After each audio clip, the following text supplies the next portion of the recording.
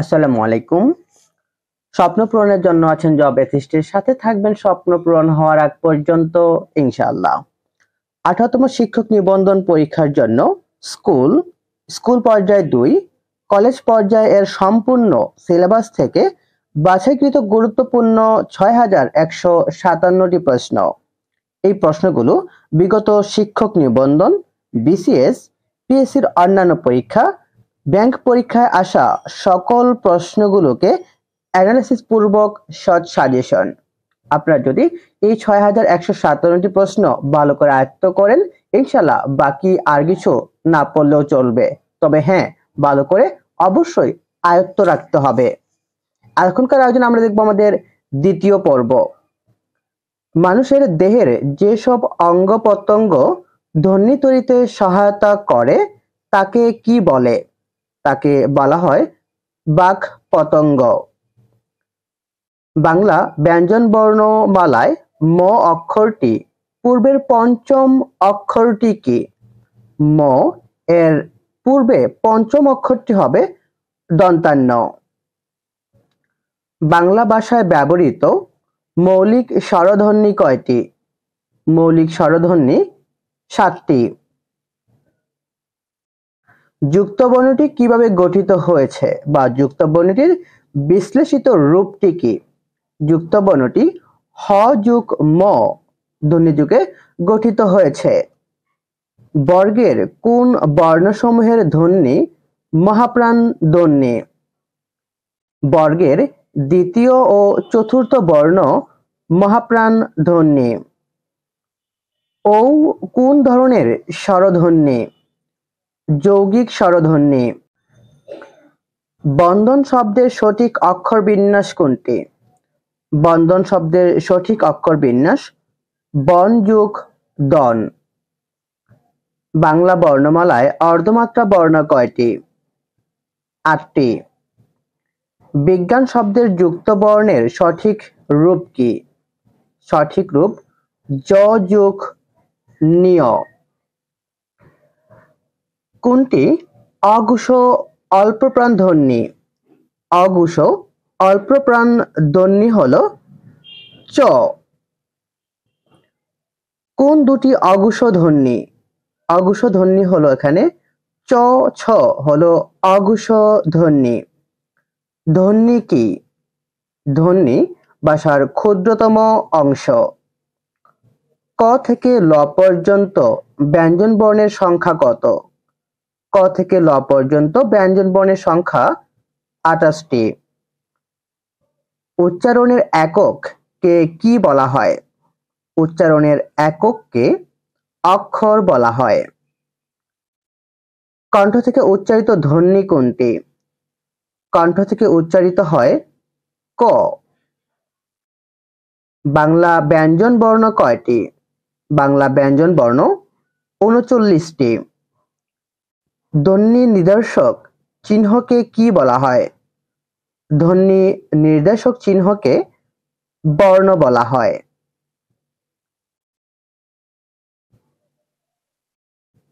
বাংলা ভাষায় ব্যবহৃত ধ্বনির সংখ্যা কয়টি? ধ্বনি 41টি। ক থেকে ম পর্যন্ত 25টি ধ্বনিকে কি বলে? স্পর্শ ধ্বনি বলা হয়।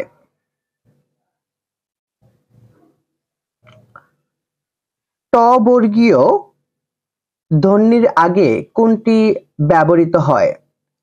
ট বর্গীয় ধ্বনির আগে ব্যবহৃত হয় মধ্যাহ্ন। যুক্তবর্ণ কিভাবে গঠিত হয়? এই যুক্তবর্ণটি জ যোগ নিয় বর্ণযুগে গঠিত হয়। বাংলা বর্ণমালায় পূর্ণমাত্রার বর্ণ কয়টি? পূর্ণমাত্রার বর্ণ 32টি। বাংলা ভাষায় পরাশ্রয়ী ধ্বনি কতটি? পরাশ্রয়ী ধ্বনি 3টি। উচ্চারণ স্থানের নাম অনুসারে ট বর্গের বর্ণগুলো কি নামে পরিচিত? চ বর্গের বর্ণগুলো তালব্য বর্ণ নামে পরিচিত। কোনটি কণ্ঠধ্বনি নয়? কণ্ঠধ্বনি নয় ক। কোনটি মৌলিক স্বরধ্বনি? মৌলিক স্বরধ্বনি রস্যি ই। কোনগুলো উষ্ট্রধ্বনি? উষ্ট্রধ্বনি প, ফ, ব, ভ, এগুলো হলো উষ্ট্রধ্বনি। বাংলায় বর্গীয় ধ্বনি কয়টি?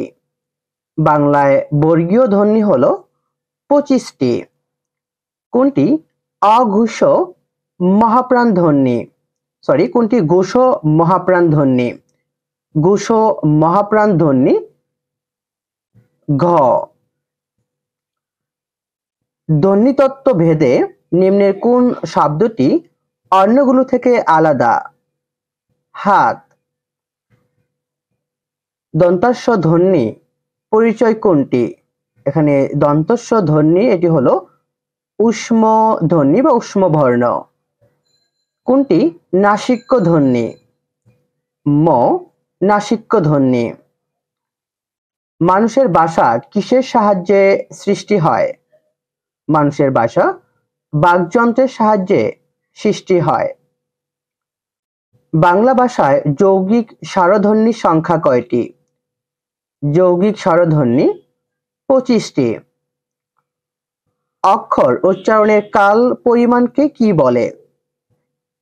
ধ্বনি বলে।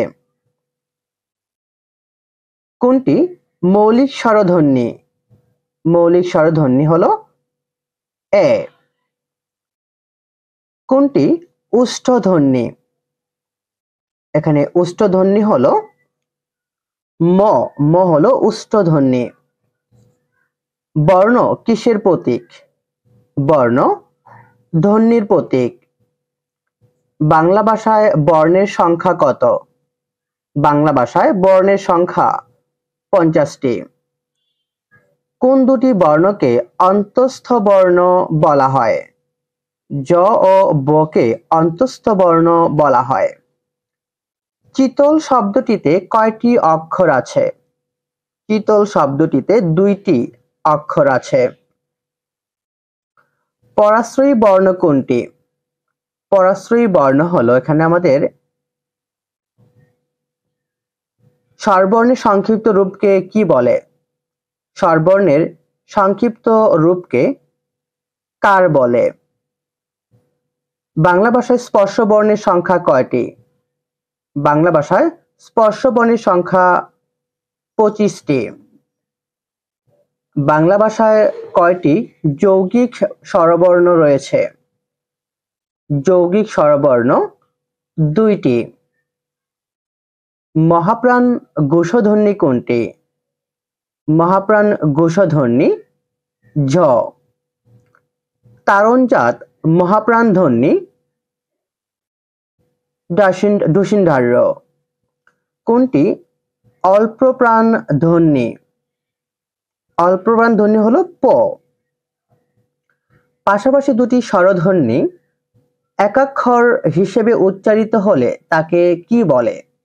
তাকে বলা হয় যৌগিক স্বরধ্বনি। তারণজাত ব্যঞ্জন ধ্বনি কোনটি? এখানে তারণজাত ব্যঞ্জন ধ্বনি ডুশিন্ডার্য হলো তারণজাত ব্যঞ্জন ধ্বনি। কোনটি মূল স্বরধ্বনি নয়? মূল স্বরধ্বনি নয় ও। কোন দুটি মহাপ্রাণ ধ্বনি?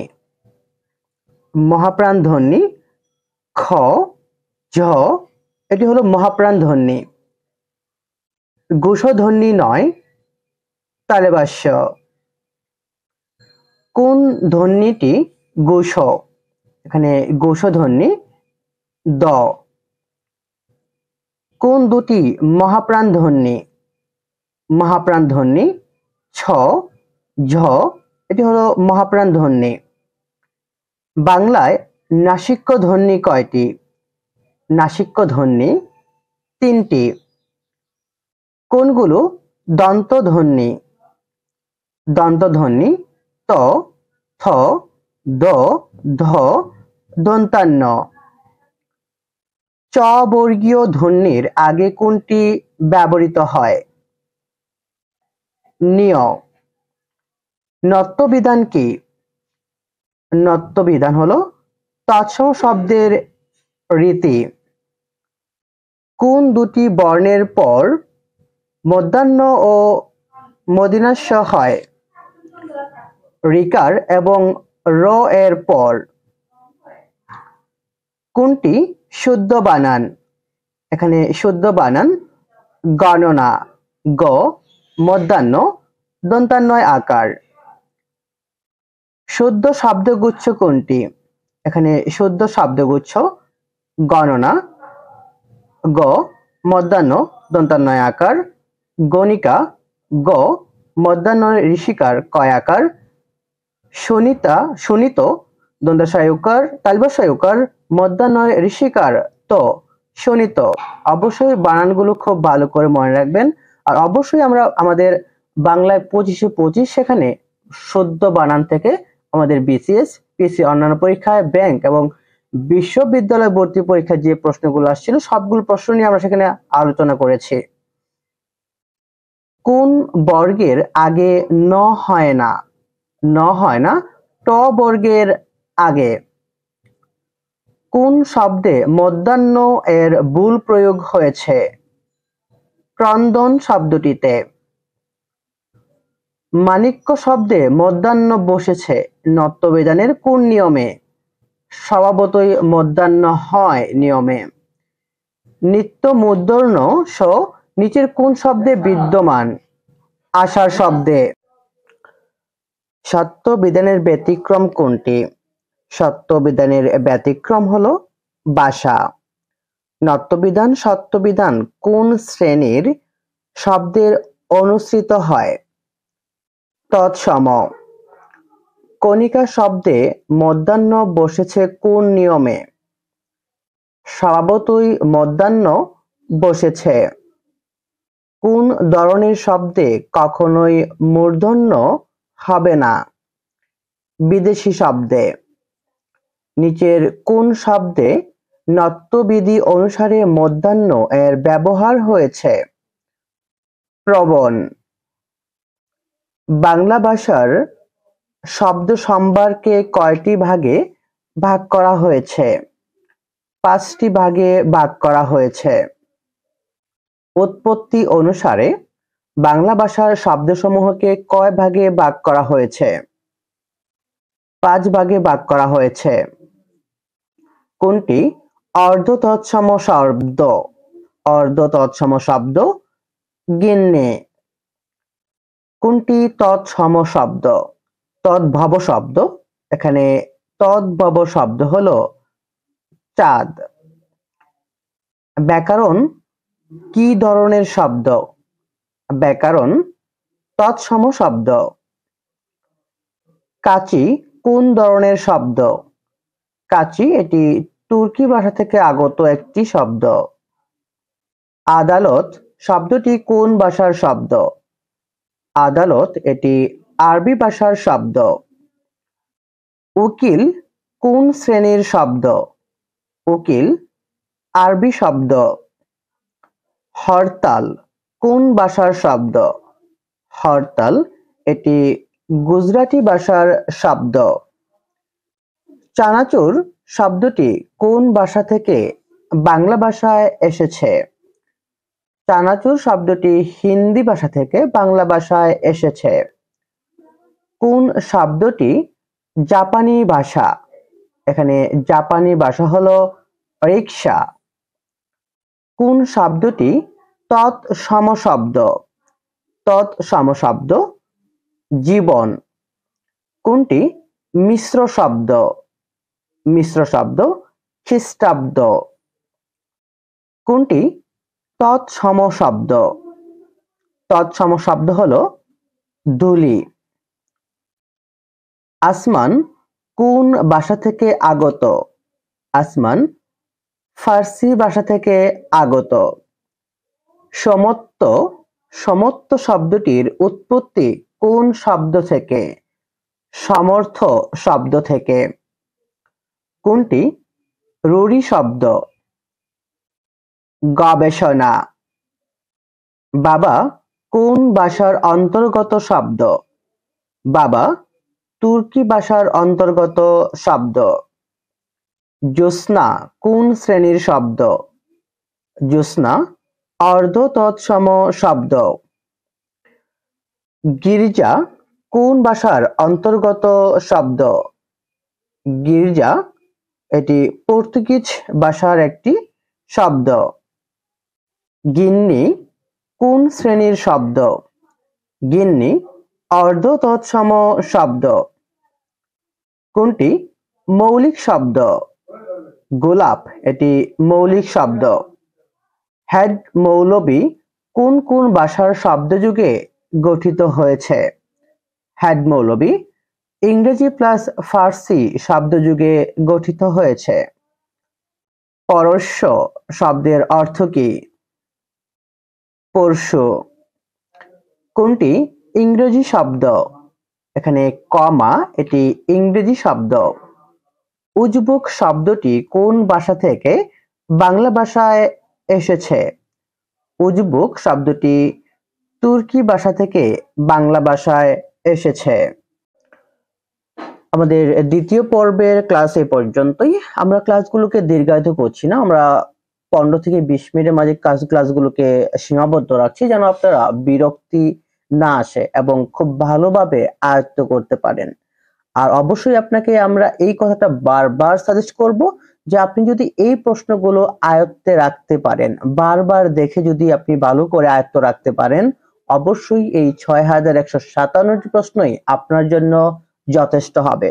অর্থাৎ আপনি স্কুল পর্যায়ে 2 এবং কলেজ এই 3টি পর্যায়ের জন্যই আপনার এই 6157টি প্রশ্ন এনাফ, যদি আপনি ভালো করে আয়ত্ত করতে পারেন। 18তম শিক্ষক নিবন্ধন পরীক্ষার সম্পূর্ণ প্রস্তুতির জন্য আমাদের বেশ কিছু আয়োজন চলমান। অবশ্যই আপনার প্রস্তুতি সম্পন্ন করতে আমাদের যে আয়োজনগুলো আছে সেগুলো অবশ্যই আপনার সহায়ক হবে। সম্পূর্ণ প্রস্তুতির জন্য জব অ্যাসিস্ট্যান্টের সাথে থাকুন। আসসালামু আলাইকুম।